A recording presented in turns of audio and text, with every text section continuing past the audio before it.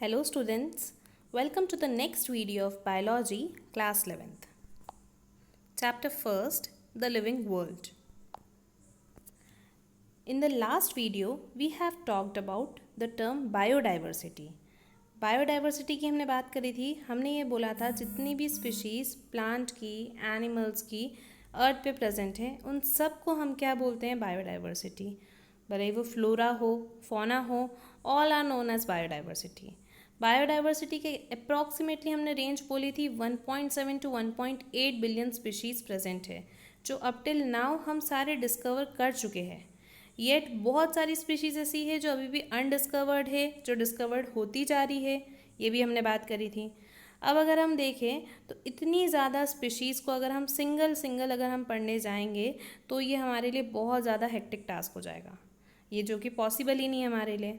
तो सबको अलग अलग पढ़ना पॉसिबल नहीं है, तो हम क्या करते हैं, चीज़ों को क्लासीफाई कर देते हैं, पर्टिकुलर ग्रुप बना देते हैं सिमिलैरिटीज़ के बेस पे. जो सिमिलर चीज़ें हैं उनको पर्टिकुलर एक ग्रुप में रख देते हैं और इसी प्रोसेस को हम कहते हैं क्लासिफिकेशन. देखते हैं इसे. The huge number and the variety of living organism make it difficult to study. बहुत ज़्यादा नंबर होने की वजह से हमें क्या होता है कि उसको पढ़ने में बहुत ज़्यादा दिक्कत होती है. Therefore, there arise a need to classify all organism. इसलिए हमारे पास में क्या ज़रूरत है? चीज़ों को क्लासीफाई करने की ज़रूरत है into different categories to their specific features. उनके स्पेसिफिक फीचर्स के बेस पे हम कैटेगरीज में उनको डिवाइड कर देते हैं. Next, classification is the process by which things are grouped into different categories. Classification वो प्रोसेस है जिसके अंदर हम डिफरेंट कैटेगरीज में क्या कर देते हैं, थिंग्स को पुट कर देते हैं on some easily observable character. जो कैरेक्टर्स को हम ईजिली ऑब्जर्व करते हैं उनके बेसिस पे हम कैटेगरीज में सारे लिविंग थिंग्स को डिवाइड कर देते हैं या फिर ग्रुपिंग कर देते हैं. नेक्स्ट है नीड फॉर क्लासिफिकेशन. क्लासिफिकेशन की हमें क्या ज़रूरत पड़ी? तो एक तो हम बोल सकते हैं कि कन्वीनियंस ऑफ स्टडी के लिए कन्वीनियंट हो जाए, क्योंकि सबको अलग अलग पढ़ना तो इम्पॉसिबल चीज़ है. तो हम सबके बारे में नॉलेज हो हमें, तो इसलिए हम क्या करते हैं, कैटेगरीज बना देते हैं. तो अब हमारे पास में क्या हो गया है कि हमें सिर्फ कैटेगरीज को पढ़ना है, सारे ऑर्गेनिज्म को एक एक करके स्टडी नहीं करना है. नेक्स्ट है knowledge of adaptation. Living organism किस तरह से अडेप्ट कर रहे हैं, प्लांट्स एनिमल्स में किस तरह से अडेप्टेशन होता है, वो भी हमको क्लासिफिकेशन की हेल्प से पता चलता है. Knowledge of sequence of evolution, बहुत सारे इवोल्यूशन का नॉलेज भी इस चीज़ से हमें पता चलता है. Discovery of new organisms. कोई भी ऑर्गेनिज्म नया डिस्कवर हुआ है तो हम क्या कर सकते हैं, अगर हमारे पास में कैटेगरीज डिवाइडेड हैं तो उसके बेसिस पे हम उसे इजीली क्या कर सकते हैं, नोन कैटेगरी में पुट कर सकते हैं on the basis of some easily observable character. Next, it becomes easy to know the feature of whole group by studying one or two organism of the group. ये सबसे एक easy चीज़ है कि आपने क्या कर लिया, एक कैटेगरी है, उस कैटेगरी में पर्टिकुलरली आपने एक या दो ऑर्गेनिज्म के बारे में पढ़ लिया, तो उन एक या दो ऑर्गेनिज्म की कैरेक्टरिस्टिक के बेस पे आप पूरे ग्रुप की कैरेक्टरिस्टिक पता कर सकते हैं. तो यह हमारे लिए बहुत ईजी चीज़ हो गई है. अब अगर आप देखें तो क्लासिफिकेशन हमने पढ़ा था अर्लियर क्लासेस में 5 किंगडम क्लासिफिकेशन. 5 किंगडम क्लासिफिकेशन किसने दिया था? R.H. विटाकर ने दिया था. R.H. विटाकर ने जितने भी लिविंग ऑर्गेनिज्म थी, जितनी भी डाइवर्सिटी थी, उसको 5 किंगडम में डिवाइड कर दिया था.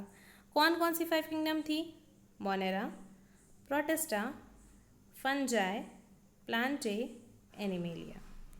ये 5 किंगडम क्लासिफिकेशन दिया था R.H. विटाकर ने. अब इस वीडियो में मेनली आपको पढ़ना है 3 डोमेन ऑफ लाइफ. क्या होता है 3 डोमेन ऑफ लाइफ, या फिर हम कह सकते हैं 6 किंगडम क्लासिफिकेशन क्या होता है, यहाँ पे आपको मेनली ये पढ़ना है. ये दिया था introduced by Carl Woese. Carl Woese scientist है, उन्होंने दिया था ये. 3 डोमेन बोल रहे हैं, मतलब कितने डोमेन्स हैं? 3 डोमेन. सबसे पहला डोमेन है बैक्टीरिया, नेक्स्ट डोमेन है आर्किया, थर्ड डोमेन है यूकेरिया.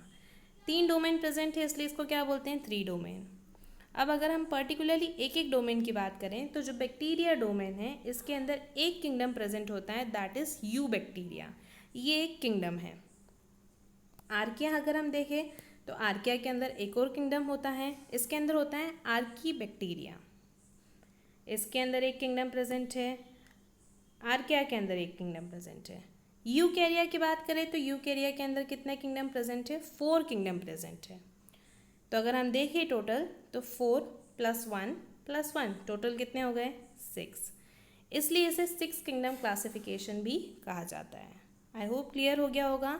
3 डोमेन ऑफ लाइफ या फिर 6 किंगडम क्लासिफिकेशन दोनों सिमिलर चीज़ें हैं। बैक्टीरिया, आर्किया, यूकैरिया, ये तीनों डोमेन्स के नाम बता रखे हैं आपको। सिमिलरली इसी के अंदर कौन कौन सी किंगडम आती है? तो हमने देखा आर्की बैक्टीरिया किसके अंदर आता है? आर्किया डोमेन के अंदर। यू बैक्टीरिया किसके अंदर आता है? बैक्टीरिया डोमेन के अंदर। और हमने देखा है यूकैरिया डोमेन, उसके अंदर ये 4 किंगडम आते हैं, that is protista, fungi, plants और एनिमल्स। अब हम सारे डोमेन्स को पर्टिकुलरली समझते हैं। द डोमेन आर्किया, सबसे पहले आर्किया डोमेन के बारे में समझते हैं। Includes prokaryotic organism. इसके अंदर बेसिकली कौन से ऑर्गेनिज्म आते हैं? प्रोकैरियोटिक। प्रोकैरियोटिक किसे बोलते हैं हम? जिसके अंदर वेल डेवलप्ड न्यूक्लियस नहीं होता है, या फिर हम कह सकते हैं जिसके अंदर वेल डेवलप्ड सेल ऑर्गेनल्स नहीं प्रेजेंट होते हैं। Next, it contains single kingdom. ये बात करी थी हमने, आर्किया के अंदर सिर्फ और सिर्फ एक ही किंगडम होती है, दैट इज आर्की बैक्टीरिया, ये किंगडम का नाम है। Next, this kingdom include prokaryotes, ये बताया हमने, इसके अंदर प्रोकैरियोट्स आते हैं। और प्रोकैरियोट्स भी कौन से आते हैं? Which live in extreme condition, जो बहुत ही एक्सट्रीम अनफेवरेबल कंडीशन में प्रोकैरियोट्स मिलते हैं, वो सारे आर्किया डोमेन के अंदर आते हैं। इंक्लूड्स मिथेनोजेंस, हेलोफाइल्स, थर्मोएसिडोफाइल्स, ये एग्जाम्पल्स दे रखे हैं। मिथेनोजेंस किसे बोलते हैं हम? जो बेसिकली कौन से बैक्टीरिया होते हैं जो मार्शी एरियाज में मिलते हैं आपको। हेलोफाइल्स कौन से बैक्टीरिया होते हैं? जो बहुत ही एक्सट्रीम सॉल्टी एरियाज में आपको मिलते हैं, जहाँ पे सॉल्ट का कंसनट्रेशन बहुत ज़्यादा है। थर्मोएसिडोफाइल्स कौन से बैक्टीरिया होते हैं? जहाँ पे बहुत ही ज़्यादा हॉट स्प्रिंग्स होती है, एनवायरनमेंट में टेम्परेचर बहुत ज़्यादा होता है, वहाँ पे जो बैक्टीरिया होते हैं वो इसके अंदर आते हैं।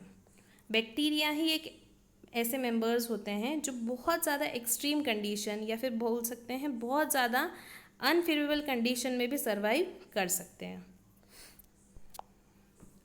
नेक्स्ट है द डोमेन बैक्टीरिया। पहला डोमेन हमने पढ़ा है आर्किया, नेक्स्ट डोमेन हम देख रहे हैं bacteria. The bacteria domain consist of typical prokaryotes. इसके अंदर भी कौन से ऑर्गेनिज्म आते हैं? Prokaryotes. That like membrane covered cell organelles, इनके अंदर सेल मेम्ब्रेन नहीं होता है, सेल मेम्ब्रेन ऑर्गेनल्स नहीं होते हैं, जैसे माइटोकॉन्ड्रिया, वैक्यूल्स, गोल्जी अपैरेटस, ये सब इनके अंदर प्रेजेंट नहीं होता है। न ही इनके पास में वेल डेवलप्ड न्यूक्लियस होता है, इसलिए हम इसे क्या बोलते हैं? प्रोकैरियोट्स बोलते हैं।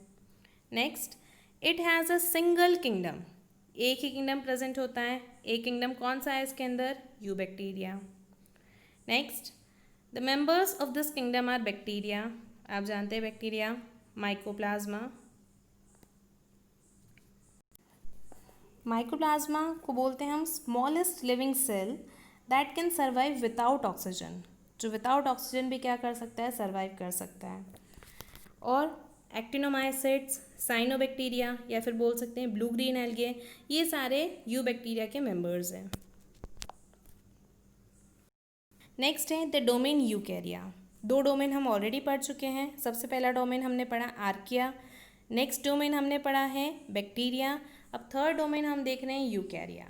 यूकैरिया के अंदर कितनी किंगडम्स आती हैं? 4 किंगडम्स। इसके अंदर कौन कौन सी 4 किंगडम्स आती है? Protista, Fungi, Plantae, Animalia. ये सारी किंगडम्स का हम अपकमिंग लेक्चर्स में कवर करेंगे।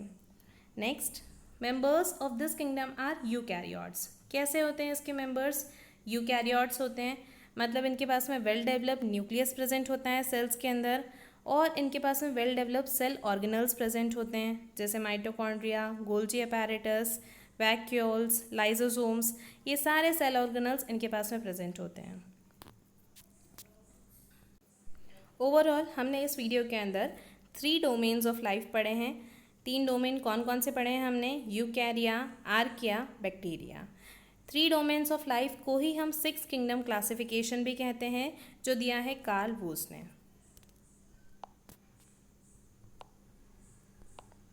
Thank you, and don't forget to like, share and subscribe.